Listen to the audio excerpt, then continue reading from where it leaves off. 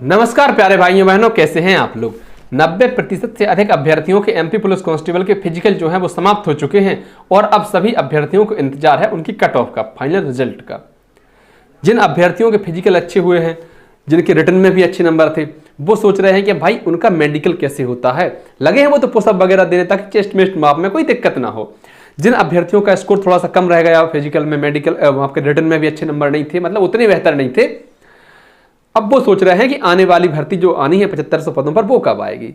सरकार चूंकि बार बार कह रही है कि 7500 पदों पर भर्ती होनी है, तो वो कब आएगी।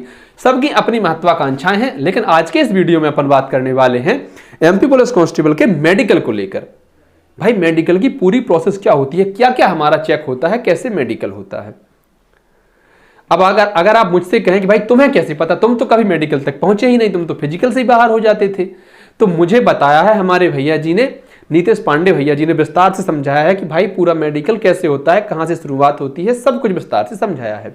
बात अगर हम लड़कियों की मेडिकल की करें तो हमारी दीदी ने, आशी दीदी ने हमें समझाया है कि भाई लड़कियों का मेडिकल कैसे होता है। मतलब हमारे पास जानकारी पर्याप्त और पुख्ता है, आप इसको लेकर संदेह ना करें। इतना तो आप संभवतः भली भांति जानते हैं कि जिस समय आपका फाइनल रिजल्ट आएगा, जो सूची आएगी, मेरिट आएगी, उसमें ही आपके नाम के साथ आपकी यूनिट लिखी होगी। आपको जिला बल मिला है, जिला बल मतलब डीएफ और फलाना जिला, इसमें कौन सा जिला मिला, जैसे मान लो किसी को भोपाल मिला हो, अरे BHOPAL मतलब फलाना जिला आपको मिला है, ये जिला बल मिला है या क्या मिला है, वो मिला है। या फिर हो सकता है किसी को GRP मिलाई हो, क्या GRP इंदौर, अरे हाँ या ना। या फिर हो सकता है आपको मिला हो SAF में कौन सी बटालियन, चलो मान लो कोई ही बटालियन, मान लो 36 battalion Balaghat, 36 battalion BALAGH 36 battalion Balaghat आपको मिली हो सकती है। तो जिस समय आपका रिजल्ट आएगा उसमें यह मेंशन रहेगी कि भाई आपको कौन सी यूनिट मिली है। चलिए इसके थोड़े से और आगे बढ़ते हैं। भाई मेडिकल कहां पर होता है, तो जो भी यूनिट या जो भी जिला आपको मिलता है उसी जिले में आपका मेडिकल होता है। जब रिजल्ट आएगा तो हमें क्या करना होगा, हमें रिजल्ट के साथ ही डेट भी मिल जाएगी, या रिजल्ट के साथ नंबर 2-4 दिन बाद मिल जाएगी कि आपका मेडिकल कब होना है। मेडिकल संग एक और प्रोसेस चलती रहती है, वो होती है आपका पुलिस वेरिफिकेशन, चरित्र प्रमाण पत्र। अन्य नौकरियों में क्या होता है, आपको खुद से करा कर ले जाना पड़ता है, संबंधित थानों से आप चरित्र प्रमाण पत्र अपना बनवा कर ले जाते हैं, पर पुलिस में ऐसा नहीं है। पुलिस कहती है भाई हमें बनाना खुद है, आपका चरित्र सत्यापन हम खुद करेंगे। तो ये काम पुलिस का ही होता है। पुलिस मुख्यालय से तमाम जिलों के कप्तानों को आदेश आते हैं कि संबंधित थाने से इनकी जानकारी निकालिए, इनके खिलाफ कोई मामला पंजीकृत तो नहीं है, अगर है तो उसको सॉर्ट आउट करने के बाद ही नियुक्ति मिलेगी। जब तक वो मामला न्यायालय से खत्म नहीं होगा तब तक नियुक्ति नहीं मिलेगी। ठीक है, आगे बात करते हैं हम कि भाई मेडिकल समय क्या क्या प्रोसेस होती है। तो सबसे पहले होगा आपका DV। आप कहें भाई अभी तो DV करा कर निपटे हैं, नहीं भाई, ये जो आपने अभी डॉक्यूमेंट वेरिफिकेशन कराया है, आपको ज्वाइनिंग के संग या मेडिकल साथ फिर से डॉक्यूमेंट वेरिफिकेशन कराना होगा। जो डॉक्यूमेंट्स आपने आज दिखाए हैं वो उस समय भी आपको दिखाने पड़ेंगे, हाँ या ना। डॉक्यूमेंट वेरिफिकेशन हो गया भैया। अब इसके बाद जो है आप संबंधित जिलों की पुलिस लाने पहुंचते हैं, वहां से आपको हॉस्पिटल में लेवाया जाता है, पुलिस के द्वारा ही आपको पुलिस टीम ही लेवा कर जाती है और आपका मेडिकल कराया जाता है। अब देखिए मेडिकल में क्या क्या चीजें होती हैं। हो सकता है इनका सिस्टम यहां वहां हो जाए, क्रम यहां वहां हो जाए। मान लो मैंने सबसे पहले हाइट लिखी, हो सकता है हाइट की जगह वो पहले आपका चेस्ट माप ले, पर सबसे ज्यादा अभ्यर्थी अगर कहीं बाहर होते हैं तो वो हाइट में ही होते हैं। डिस्क्वालीफाइड जो होते हैं वो हाइट में ही होते हैं। आपकी हाइट और आपकी जो है चेस्ट का मेजरमेंट होगा। चेस्ट का माप लड़कियों का नहीं होता है, केवल लड़कों का होता है, इस बात का ध्यान रखें। हाइट हो गई, चेस्ट हो गए। सामान्य में कितना मांगा गया है, सीना 79-84 मांगा गया है क्या, मतलब मुझे याद नहीं है, पर आपको 5 सेंटीमीटर का फुलाव भी रखना पड़ता है। इसके बाद देखिएगा फिर आपका आंखों का टेस्ट होता है, आई टेस्ट, आंखों का टेस्ट होता है। इसके बाद देखिए आपकी नौकनी,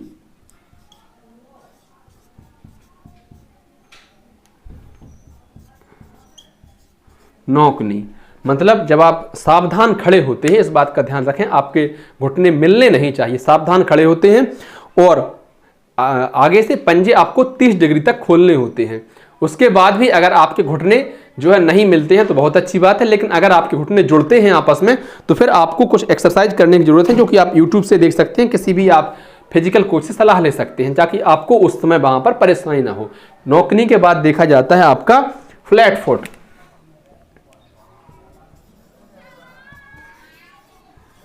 फ्लैट फुट क्या होता है भाई? अपने दोनों पैरों को गीला करके और सूखी जगह पर खड़े होना, उसके बाद उस जगह से हट जाना, बीच में थोड़ा सा स्पेस रहना चाहिए, आपका सीधा ऐसा पंजा हाथी जैसा नहीं बनना चाहिए, इसको कहते हैं फ्लैट फुट। तो डॉक्यूमेंट वेरिफिकेशन भी होगा, आपका हाइट, चेस्ट, आंखों की जांच होगी, नौकनी और फ्लैट फुट। अच्छा, इसके बाद भी कुछ होता है क्या? जी बिल्कुल होता है। बताइए फिर क्या होता है, देखिए। इसके बाद देखिएगा, आपको कराना है अपना ब्लड टेस्ट। अरे ब्लड टेस्ट, खून की जांच आपकी होगी। अन्य नौकरियों में जब ज्वाइनिंग होती है, चाहे शिक्षक भर्ती हो या कोई और भर्ती हो, वहां पर आप खुद से मेडिकल करा कर लेकर जाते हैं, मेडिकल रिपोर्ट और पुलिस वेरिफिकेशन। पर पुलिस की नौकरी में ऐसा नहीं होता, यहाँ पर मेडिकल ही वही कराते हैं पूरा, और पुलिस वेरिफिकेशन भी वही कराते हैं। तो ब्लड टेस्ट के बाद फिर क्या होगा? फिर होगा आपका यूरिन टेस्ट। यूरिन टेस्ट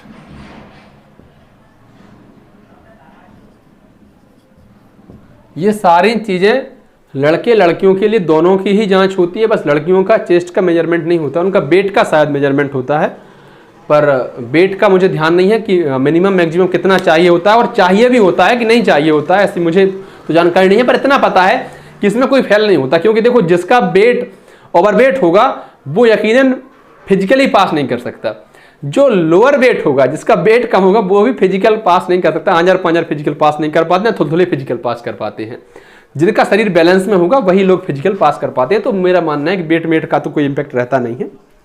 फिर देखिए, आपके चेस्ट का एक्सरे होता है। क्यों होता है भाई? ये जो है आपके लंग्स, फेफड़ों की जांच के लिए, मतलब फेफड़ों की भी जांच होती है। तो ये चीजें होती हैं, हो सकता है इसमें से कोई एक आध चीज में भूल गया हूं। अच्छा, अगर मान लो आपकी हाइट कम निकली और आपको हाइट में डिस्क्वालीफाइड कर दिया गया, अब आप क्या करेंगे? अब आप लगाएंगे आपत्ति याचिका या अपील। क्या होगा उसका? अगर आपकी अपील मंजूर कर ली जाती है तो फिर आपकी संभाग स्तरीय टीम जो है जांच करेगी। वहां भी आप डिस्क्वालीफाइड हो जाते हैं तो फिर आपकी पीएचक्यू की टीम जांच करेगी। ऐसा नहीं है कि आप यहां पर फेल हुए और डायरेक्ट फेल हो गए।